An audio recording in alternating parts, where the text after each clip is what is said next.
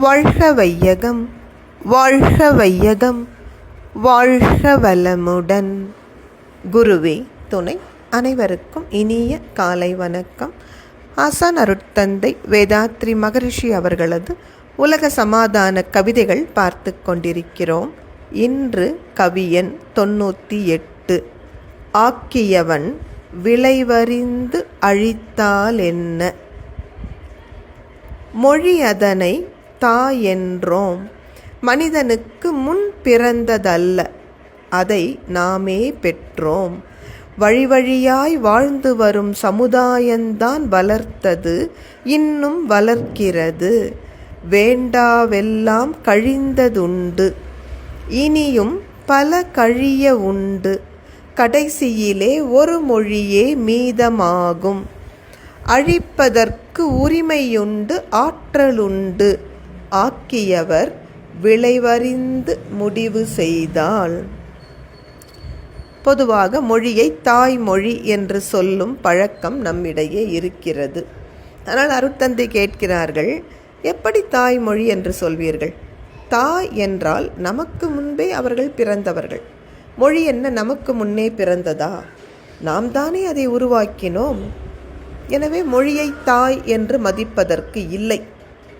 இன்னும் சொல்லப்போனால் இன்று உலகில் நிலவி வருகின்ற அத்தனை மொழிகளையும் மனிதன்தான் தோற்றுவித்தான், வளர்த்தான், வளர்த்தும் வருகிறான். ஒரு சில மொழிகளை அவன் அழித்தும் விட்டான். இனியும் கூட அவ்வாறே அழிப்பதற்கு வாய்ப்பிருக்கிறது. ஏனெனில் இன்று மனித சமுதாயம் தொழில்நுட்ப வளர்ச்சியாலும் விஞ்ஞான வளர்ச்சியாலும் ஒன்றிணைந்து விட்டோம். எனவே இனி மனிதகுலம் வாழ்வதற்கு ஒரு மொழி போதும். நிச்சயம் நாம் பார்க்கத்தான் போகிறோம். விரைவில் ஒரு மொழியே மீதம் இருக்கப் போகிறது. ஏனெனில் மொழிகளை தோற்றுவித்தது மனிதர்கள். அந்த மனிதகுல நல்வாழ்விற்காக வேண்டாத மொழிகளை அழித்து விடவும் மனிதனுக்கு உரிமையும் இருக்கிறது, ஆற்றலும் இருக்கிறது.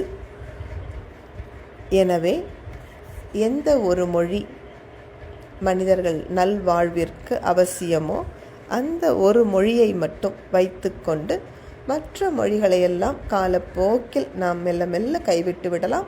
இது ஒன்றும் நமக்கு புதியதல்ல. இப்பொழுதே நமக்கு தெரியும், எத்தனையோ மொழிகள் அழிந்து விட்டது. ஒரு காலத்தில் பயன்படுத்தப்பட்டு வந்த மொழிகள் இன்று வழக்கில் இல்லை. அதுபோல் இன்று நிலவி வரும் எண்ணற்ற மொழிகளும் அவசியமில்லை. அப்படி அந்த மொழிகளை அழிப்பதற்கு மனிதர்களுக்கு உரிமையுண்டு, சக்தியும் உண்டு.